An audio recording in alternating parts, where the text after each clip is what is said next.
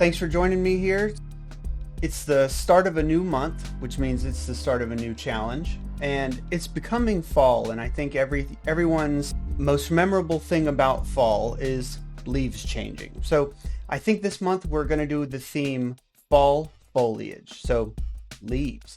And what I'd like is to see you make a piece of jewelry based on the theme Fall Foliage. Any kind of jewelry, doesn't matter what. And remember, this is just for fun. It doesn't need to be a producible, finished work. Just sort of doodle, make whatever you want.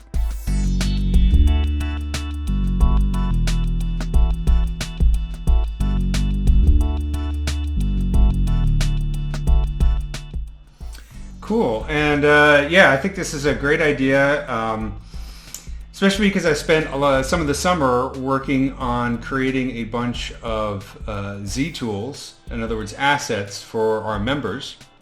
And among those assets, I made a bunch of leaf Z tools.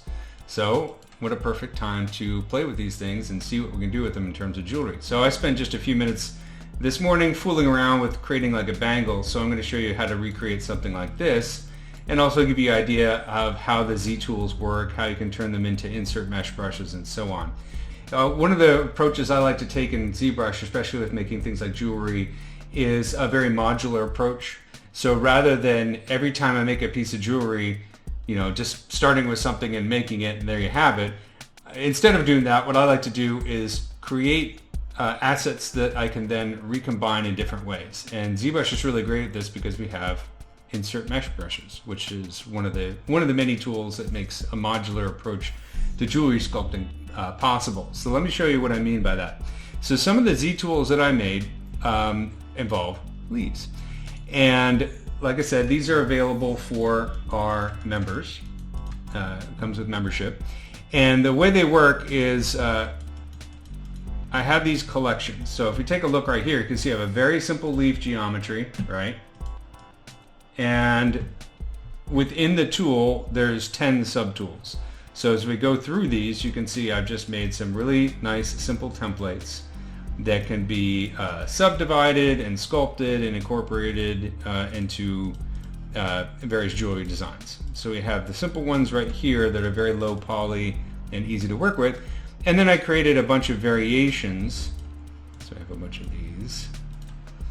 So I created a bunch of variations that are a bit more detailed. So you can see this is kind of stylized because it's nice and thick, and it has a little bit more detail, and it has subdivisions on it, right? So each one of these subtools is a variation on this leaf with some twisting and turning and that kind of stuff, and they all have subdivisions. So you can use the lowest subdivision, highest subdivision, add detail to them, continue to warp them, and so on. And I made a whole bunch of them. If I turn the solo button off, you get this kind of mess right here. But if I turn the solo button on, you can see that we have individual leaves. And then for some of these, I've made little bunches of leaves, and they're kind of decimated. So obviously you could just take one of these things and one of these subtools and sculpt it and turn it into something. But what you can also do is you can create insert mesh brushes from the tools. And that's what I've done right here. So let's go over to my blank bangle geometry here, and it does not have any subdivision levels. I've deleted all levels of subdivision, and that's a requirement for using insert mesh brushes. So when you create an insert mesh brush, and I'm going to show you how to do that in a second, but here's the end result. If I select one of these and draw onto my bangle, lo and behold, we have a bunch of leaves. And I can also switch to a different, you can see how this is made up of multiple insert mesh. So if I switch to a different one, then I can add variations, right? And the other cool thing about it is, since these are multiple versions, while this is selected, if I press W for the gizmo, I could then, if I'm being indecisive and I'm not sure which variation I want to use, I can click through these just to test them out. Or you can actually also use, this is a new feature in 2021.7, you can now use the arrow keys to kind of quickly flip through them and see how they look. So that's really cool, especially if you're an indecisive person like myself. So let's take a quick look at how we can make an insert mesh brush from the Z tools. So let's take, I like this one because it's got both, smooth and also jagged edges to them.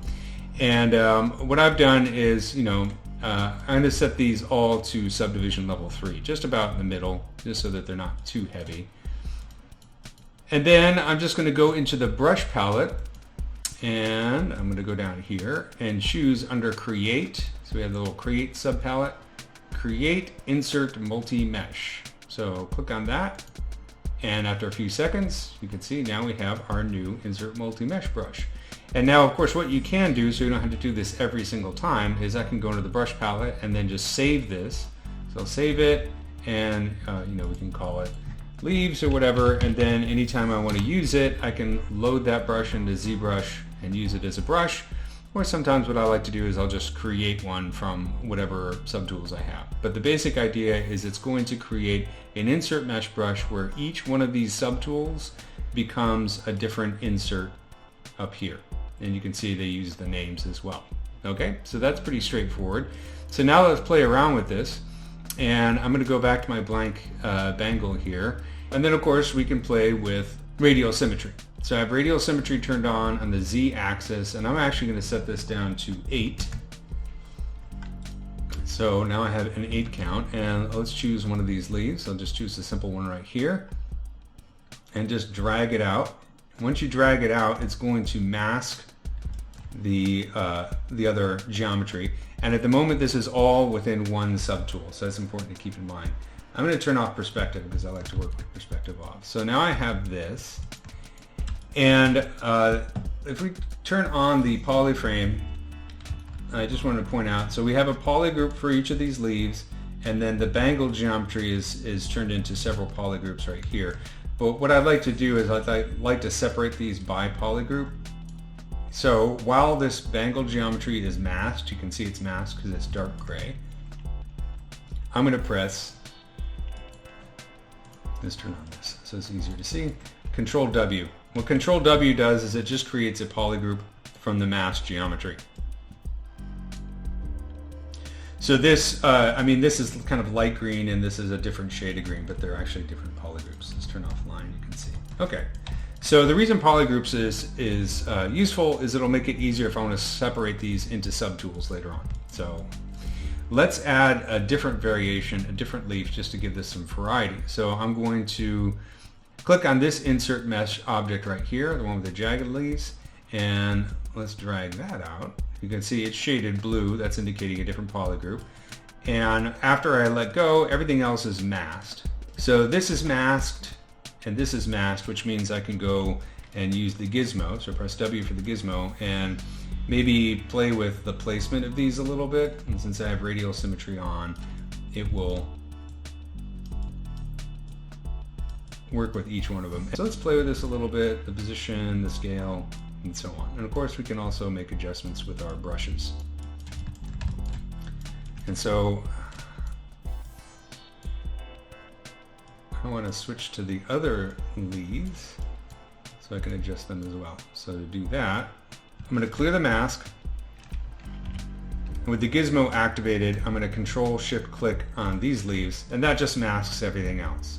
One of the secrets of ZBrush is it takes a while to learn all these different combinations of hotkeys, but once you practice enough, it's like playing a musical instrument. It starts to become second nature. So now I can go in here, maybe make some adjustments to this, maybe change the scale.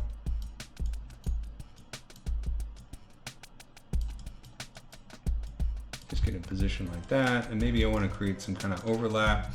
But at this point, I think it would be nice to just have the leaves and have the Bangle geometry as a separate subtool, so it's not always in the way. So this is why I created the polygroups.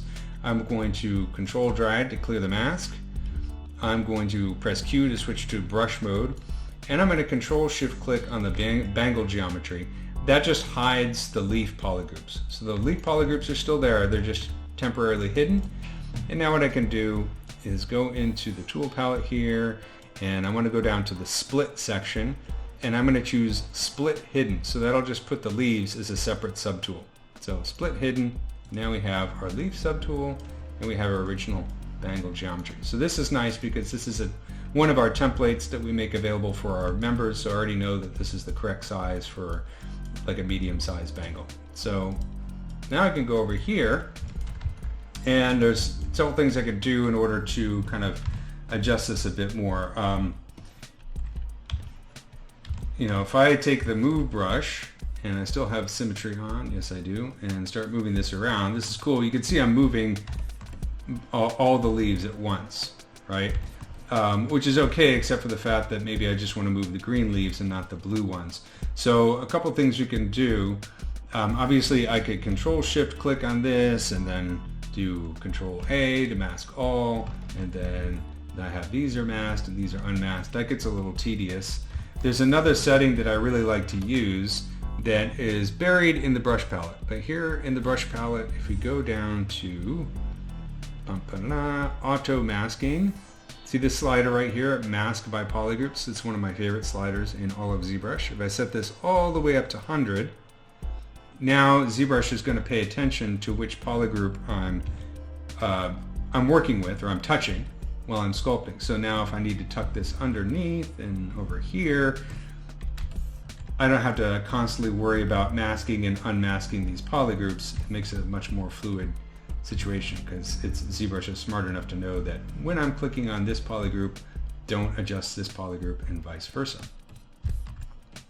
So now I can just sit here and sculpt away. So there we go. I mean, we've already got like a little bangle going. I could actually, turn off solo, and maybe if I wanted to incorporate this on the inside so that it creates kind of a more of a comfort fit, so we don't have the inside of the leaf rubbing against the skin, you could do that.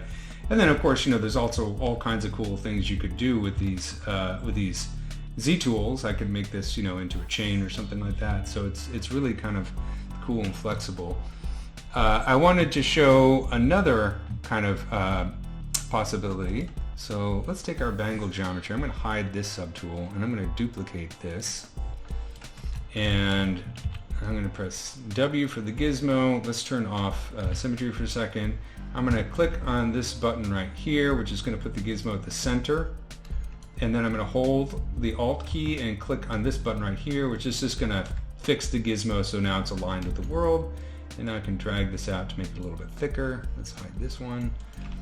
Press Q for draw mode, and I'm going to press Control D to subdivide this a few times. Let's get it up to, 2.5 million. So another thing that I did with one of these Z tools is I created a VDM brush, or a multi-alpha brush. We still don't know what to call these things, but basically I created an alpha using some of these tools.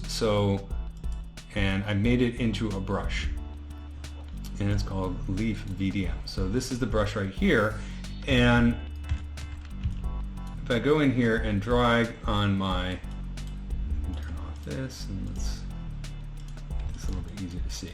So I can use this now as a stamp, and of course I could also turn on symmetry back on. Let's set the symmetry count to 12 just to be different. And this is the great thing about VDM brushes, really quick for making this type of repeating design. Now you can see that it's also on the inside here, which we might not want that. So I'm going to undo that and make sure in my brush palette down here, I'm going to turn on back face mask. So that means that ZBrush is going to mask the inside. So if I draw right here, you can see I no longer have that mess on the inside right there. And that's really convenient. And so I really love VDM brushes. I've made a bunch that are also available for our members of all kinds of different designs. But they're really neat because, again, it's a modular thing. If I make this brush and I want to use that same leaf design for a ring or bangle, bracelet, whatever, it's always available. And I made one for this as well, for this leaf design.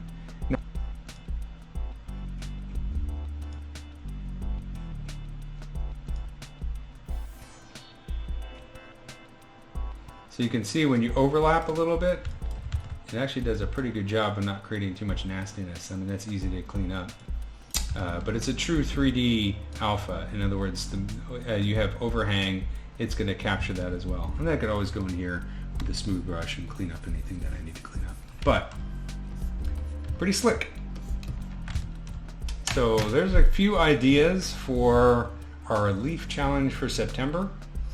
And then most importantly, of course, the whole point of the challenge is we want to see what you come up with. So start making some leaf themed jewelry and post to social media with hashtag ZBJW Fall. And at the end of the month, we'll be showing off some of our favorites for those who are participating in our Fall Foliage ZBJW challenge.